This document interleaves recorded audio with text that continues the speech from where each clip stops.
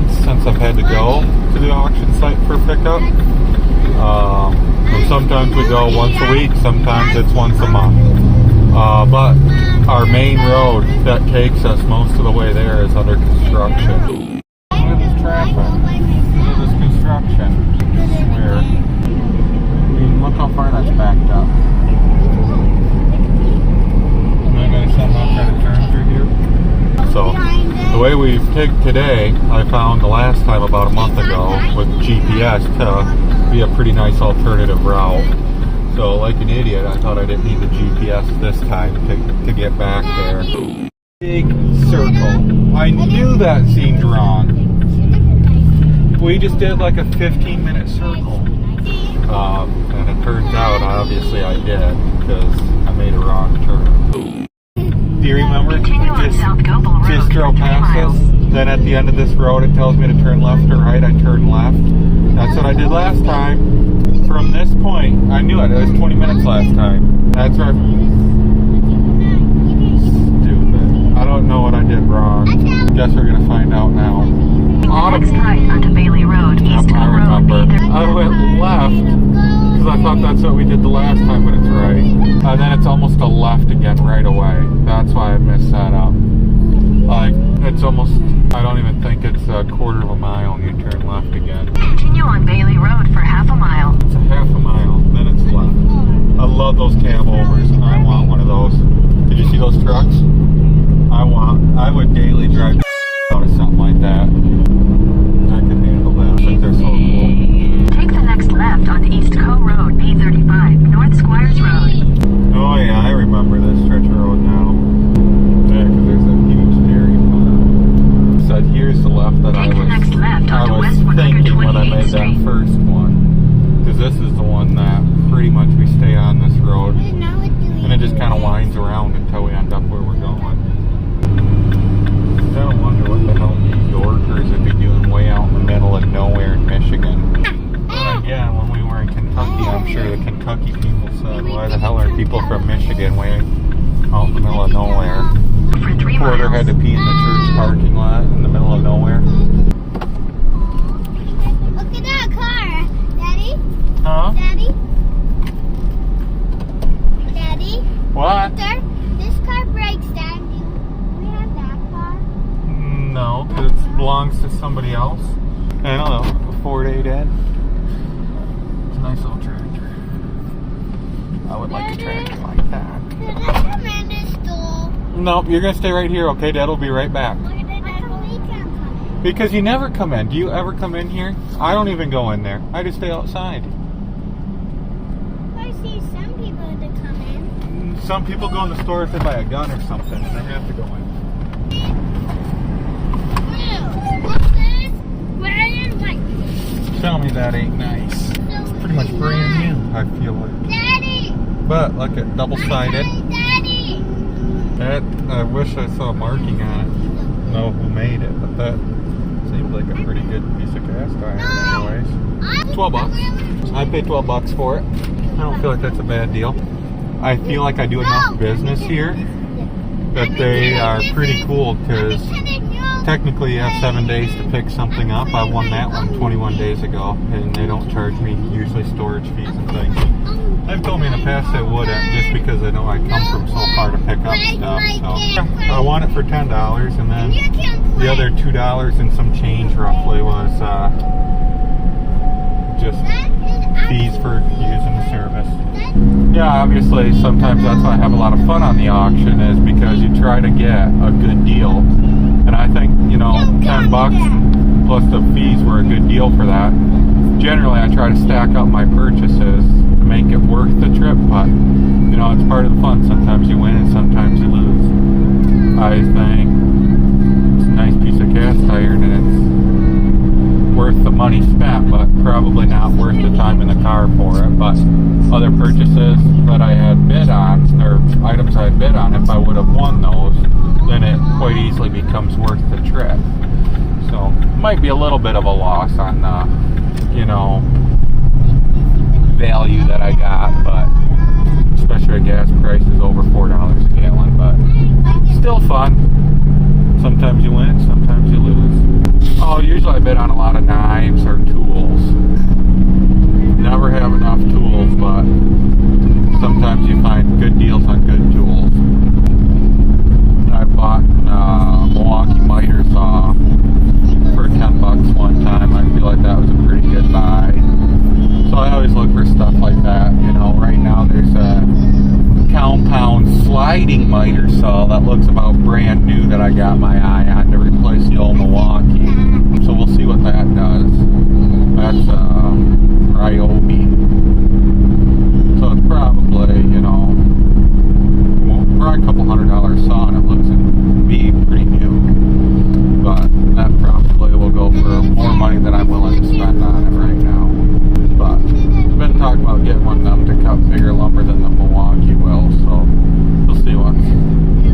Don't always bid on cast iron, but we do cook on the fires a lot. I thought a cast iron skillet would be really nice to have for some of the camp out cooking we do. Instead of using a frying pan for everything. Yeah, we'll see. Once right now I forget everything I'm watching and what bids I have put. Oh, so right now I am bidding on 3 saw blades. I put $10 on each one. If I win, sweet. If I don't, fine.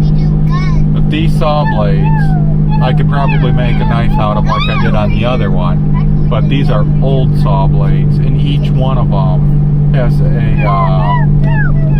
2.5 foot diameter. These are big saw blades. These are the good ones. If you want to, you know, make knives out of them. Like the last one I used might be okay. I don't know. This is definitely the kind you want if you're gonna try to make a knife out of saw blades. So we'll see what happens. They appear, can't say for sure, but they appear to be really old, which means they would be a high carbon steel. The newer ones, they use a lot of alloy steels, which might harden, maybe they won't. And if you go with really new ones, they have carbide teeth raised onto the steel.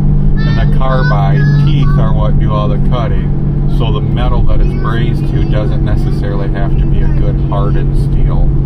And so these old ones, though, they are made usually out of, you know, something like a 1095. And being that it's 2.5 feet wide, I do have to believe that it would be quite thick as well. So I do think that there is potential here that these would be good metal for, you know, knife projects in the future. These are the type of saw blades that would go on old lumber mills, like buzz saws. So I think that these will definitely be a good buy if I can get them for $10 a piece. You know, and if I don't, I don't. But, you know, I always have to have some kind of threshold, you know, where if I win, I can justify the trip. Because like I said, its round trip is about 2.5 hours to pick them up. You know, and if they go for much more than that, then I could have just easily bought the steel and have it delivered via Amazon.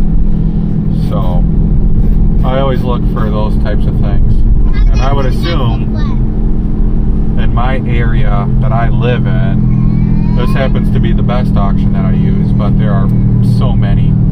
I feel like, you know, if you don't know, you should do some Googling to see if you got any local online auctions.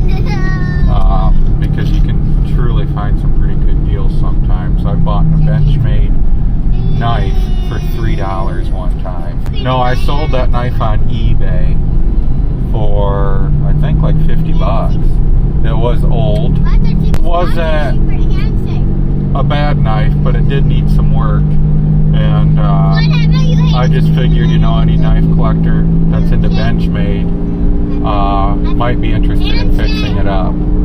And so sometimes if I find a really good deal, like a really good deal on something like that, and I don't need it, sometimes I'll put it up on eBay and let somebody else have a good deal. I'll usually put those types of things on where you know, dollar starting price, no reserve, you know. And if I lose a little money on it, I don't really care. But usually, you don't. You know, if you get a good enough deal, you won't lose. But something like that, I wouldn't know how to price it out, so I just put it on eBay. So occasionally I'll do that stuff too. I bought in Columbia River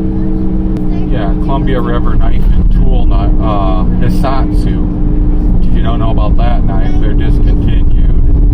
And it almost looks like a fillet knife with a rubber handle, but it's supposed to be like some fixed blade fighting knife with like a textured rubber grip for, like, if you get your hands bloody, like it won't be slippery. Like, it's supposed to be like for military use. And they retailed for like, I don't know, $120 when they were being made yet. I picked one of those up for like $4. That went to eBay too because I didn't need it, and that one I think I sold for $70. But again, you know, I knew it was worth money. I put it on there for $1 with no reserve. So, you know, if somebody got it for $5, good for them. You know, they got a good deal too. But I have fun doing that. Right now there's a pair of Jordans on there that look pretty good. Amazing Blue for any Michigan fans. I'm watching those. I don't know if they're real or not, but it'd be kind of fun, you know, find out if they are. So maybe next week we'll be coming down here for Jordans, which I know nothing about. We'll see once.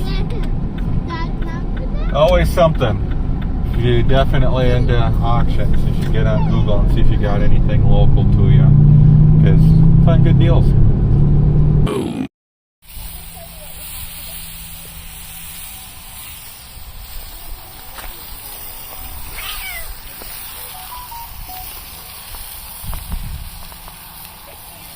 Lose them.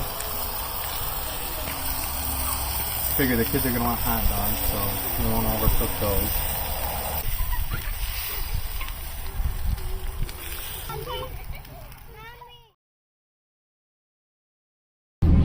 Well, we should be done by supper if you boys can not too many more stops.